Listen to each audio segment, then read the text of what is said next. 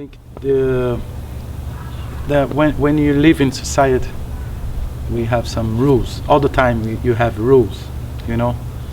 Some of them is very important for sure. Otherwise we are not living. We are not sitting here talking, you know. But some rules that say that you need to born, work hard, reproduce and die, you know. We never know that in general, we never know that you can do what you want to do. My name is Marcelo Brosiner. I'm a sophomore at Brandeis University, and I consider myself to be an art activist, or if you combine the two, an artivist. I'm Matthew Sheehy. I'm the Associate University Librarian for Collections. My name's Ali Santana. My full name's Mary Alexander Santana, but I've always gone by my middle name. My name is Marcelo. I'm 39 now, and I'm born and raised in Rio de Janeiro.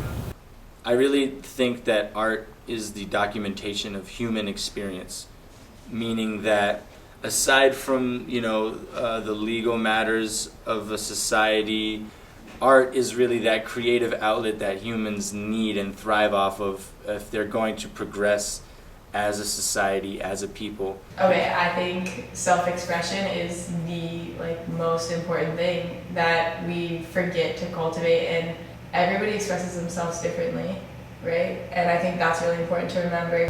You like white, I like stripes, you know. You like green, I like yellow, you know. But I can try green and you can try yellow as well. I think that art is a way that we contextualize what's around us to make sense of it. There are a group of people that think very logically and methodically, and they're very important people, but they're also people that need to take a step back and place context around that and create the spark that ignites that creativity, and that's what I believe art does. Art is something that could be to everyone, you know. That's the point that I think graffiti came to do, you know. I think it's super important to express yourself for two reasons. For the agent, the actual person expressing themselves, it's really important to it really encourages you and reminds you what is important to you and where your voice is. And for whoever consumes the expression of another person, that affects them, whether they understand it or reflect on it at all. I think it still affects them in some way. And so the self-expression of oneself is the most important element in survival. Maybe not physical survival, but mental survival, mental well-being.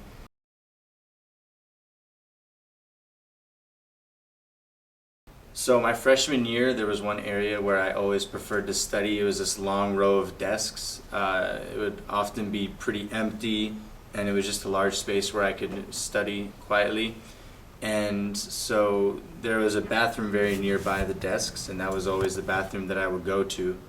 And so every time I went into the bathroom, there was this massive white wall, and every time I saw the wall, I imagined a huge mural being on it. And after a matter of time, I couldn't really resist anymore, and so I decided that I would start drawing on the wall. The bathroom is a shared bathroom with staff and students both use. It's on the end of the building where the offices for a lot of the technical services staff are. The men began to see the evolution starting from a couple of simple stick figures. And it started pretty slowly, just putting, cool little drawings here and there. But then I slowly started to make the drawings interact with one another on a much larger scale because it was a really big wall. And then slowly growing over time into a very complex mural that turned into almost performance art, where there were signs put around the library bringing people to the space. So before I was even done, I started putting post-it notes up all over the library for people to follow the arrows, hoping that they would find the bathroom.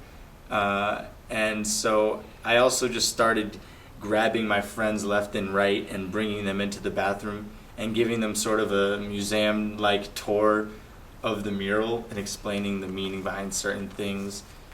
Overall, we expect there to be some graffiti in bathrooms, but this just seemed to go beyond that into something that was making a very powerful statement.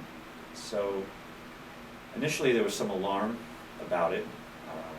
Some considered it vandalism or thought it was defacing university property. Once I was showing my friend Maggie the mural, and before we went into the bathroom, I was talking to her about it, getting her excited to show her.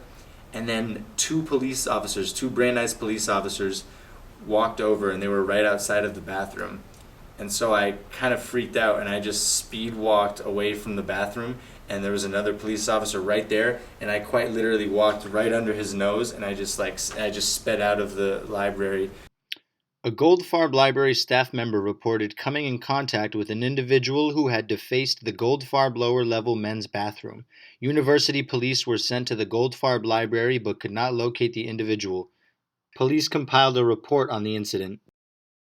My TA then emailed me saying, "Hi Marcelo, Professor Blank and I are wondering if things are okay regarding your mural. I heard there were cops surrounding it, so I just wanted to reach out to ask if you needed any support." And so an effort was made over the weekend to paint it and to cover it up. But when I let my boss know that I didn't feel it was appropriate to be covered up so quickly, I thought we needed to figure out what it was all about. He agreed and was very open to that. And we actually put up signs asking the artist, who we didn't know at the time who that was, to reach out to John Unsworth, the university librarian, and to talk about what was needed and why the art was being done, why the statement was being made. Dear artist, this has been quite an exercise in artistic expression. The library has often supported art installations and has even discussed opportunities for murals. If you are interested in talking more about the intention of the art and where the library may be an ally in self-expression, please contact John Unsworth at unsworth@brandeis.edu. The intention is not to identify the party responsible, but more to identify potential understandings and partnerships. And then I emailed the library from a fake email address explaining, "Oh, my friend is really interested in working with you. He just doesn't want to incriminate himself, so he just wants to make sure that your intentions are good." And then after I realized that they were actually trying to work with me on something for the future, I emailed them from my email address, and then we spent the next 8 months trying to find a space in the library where students could do what I did on the wall, but without breaking the rules. So from that, we began a discussion about what to do and how to address that, and that's when John met Marcella, and then I met Marcella following that, and we began to try to look for solutions. So working with Marcella and a bunch of students from the student union, we came up with the idea of maybe using one of the elevator vestibules. We had a meeting that included a number of people, and we all agreed on it. And it seems to have evolved into a very exciting place that's, I believe, doing what it's supposed to do, which is invoke emotions. Matthew Sheehy was the person that I was talking to via email mainly over the course of 6-7 months, and eventually he gave us this space.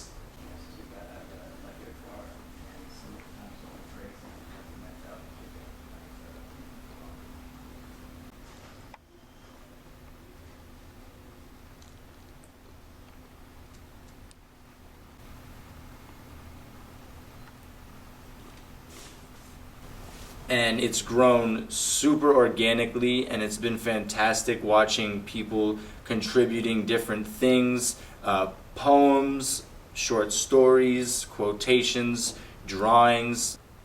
All right. And maybe people drawing on the wall. I You can can get them to. get the footage. I could ask people to, but then that Yeah. would, but that's But that, yeah. that's not what the point of the space is.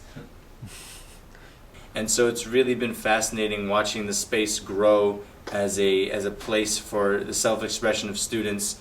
I left the top of the doorway blank. You can go to the top of the door real quick. I left the top of the doorway blank because I wanted to wait to think of a title. But then while I was trying to think of something, someone's wrote "Express Yourself" on the top of the doorway, and so I figured that there was no better way to title it.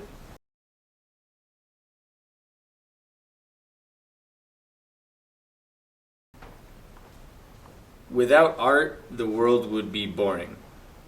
Without art, world should be boring, I guess. Without art, the world would be so boring. It would be, I don't even think that it could exist, honestly.